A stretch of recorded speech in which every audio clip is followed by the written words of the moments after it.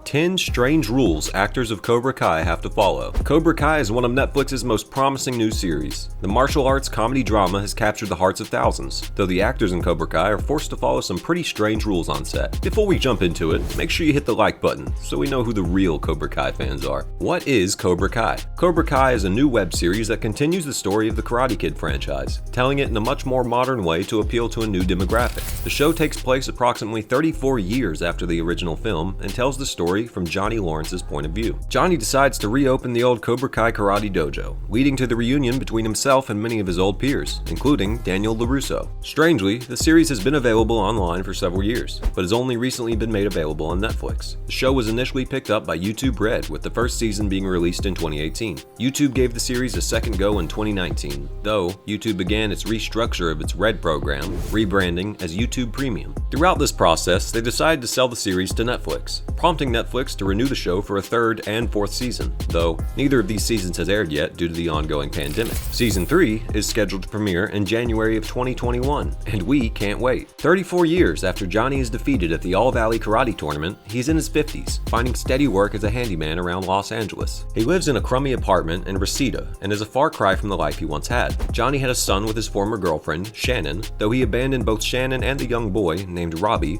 as soon as the son was born. To make matters worse, his mother passed away on the same day, leaving Johnny in a seemingly bottomless pit of despair, unable to mend the broken fragment of his life. Worse yet, Johnny is still struggling with the breakup of his high school girlfriend, Allie, which is likely the reason he walked out on Shannon. He's still in love with another woman. Johnny eventually loses his job, but that doesn't last for long. While out and about one day, he notices his teenage neighbor, Miguel, being tormented by a group of bullies, prompting Johnny to rescue him with his former karate skills. Miguel was raised by his single mother, who has very little time for him since she is often busy working. Miguel asks Johnny to teach him karate so that he can grow to learn to defend himself, and Johnny hesitantly agrees. Before long, Johnny strikes up the idea to reopen the old dojo, hoping to relive his golden years as a teen. In doing so, he reunites with Daniel, his former rival. Daniel is the polar opposite of Johnny. After his successes as a child, he continued down a great path in life and now owns several successful car dealerships in Los Angeles. He is married and has 2 children, living the life he always dreamed of, though he's having a difficult time connecting with his younger children, especially after his former teacher, Mr. Miyagi, has passed away. Throughout the series, countless relationships blossom, with some falling apart. Without spoiling too much, we have to admit that the plot is incredibly captivating, and we strongly urge you guys to check out the series. Strike first, strike hard, and show no mercy. While these may be the standard rules of the Cobra Kai dojo, there are also the rules for the cast who are on set for the series. It was recently revealed that the actors of Cobra Kai mostly do their own stunts. What this means is that each of the actors must follow a strict set of rules and continually attend karate lessons to look their best on screen. The actors are trained very similarly to the characters from the series, with each of them steadily gaining confidence in their abilities and honing their skills day after day. Nearly every actor is capable of holding their own, and they each work their hardest to make the showrunners proud. Mary Mauser,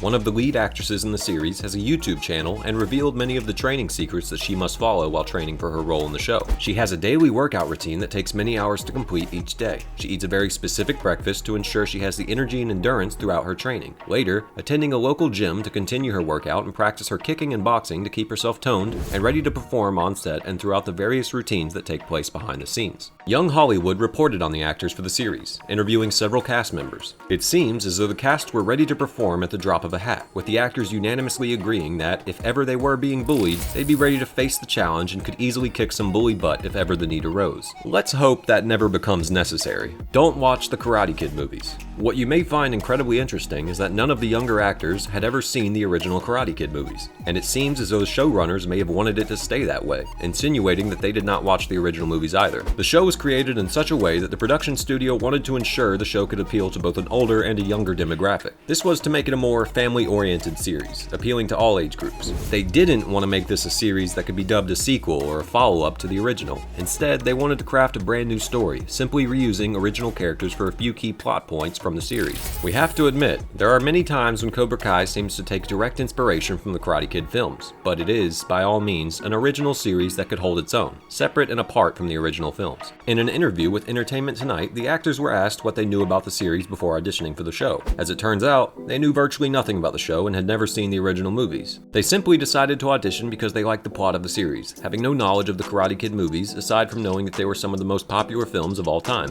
One of the young actors revealed that when he returned home from the audition, his mother was astounded when she learned that he was auditioning for a part in the Karate Kid franchise. He was a bit confused because he didn't know anything about the show, but she was more happy to fill him in. It seems like most of the actors have picked up clues and hints about the series along the way, though they still know very little about the original films, which is a good thing in this scenario. If you want a younger demographic to enjoy a series such as this, it's always good to have a fresh set of minds on set so they can help the series continue in a direction that will be beneficial and profitable for all demographics. If you simply filled the set with actors and actresses who are Karate Kid fanboys, it may be difficult to get the series in a new direction that could appeal to a new audience. This was a great decision on the part of both YouTube and Netflix. Make a Disney princess a villain. If you've been watching the Cobra Kai series, you may be wondering why Tori's actress looks so familiar. As fate would have it, Peyton List, who plays Tori, has appeared in multiple Disney shows before, including both Jessie and the follow-up series, Bunked. She worked alongside the late Cameron Boyce and is a veteran in the acting world. When she starred in Jessie, she was granted only a minor role, portraying Emma Ross. However, when Jessie finally ended, she was able to get a much larger role in the Bunked series, portraying one of the show's lead characters. She continued on her path to on-screen domination, auditioning for and gaining the part of Tori back in 2017 when the series had first entered production. At the time, she was still actively working with Disney on the Bunked series, as well as several other series for many major networks including both Nickelodeon and Adult Swim. The writers and casting agents for the series took on a difficult task of turning this Disney star into a character that many viewers would despise, and they did a great job. While it would be difficult to classify Tori as a genuine villain, she is certainly one of the show's darker characters. We're just happy to see her career moving in the right direction, gaining roles with many major companies over the last few years. Use original Karate Kid footage. This may be the most interesting bit of information about this series. Time and time again, the showrunners have used original Karate Kid footage that has never been seen before. As you know, film studios often film much more content than they can realistically use. When they get to the editing stages of making a movie, they will often cut dozens of minutes of footage just to make the film more concise and much shorter. This was true for the Karate Kid series as well. Many viewers were likely left wondering how the creators were able to introduce so many flashbacks into the series. And it's because the original film had tons of unused content that was filmed more than 35 years ago. Rather than throwing out all the unused scenes, the studio placed them in a vault. The Cobra Kai creators were given access to this footage for the first time in more than 3 decades, allowing them to carefully implement the old scenes as a way to capture the hearts of older viewers who may have seen the original movies, giving them a never-before-seen look at their favorite characters.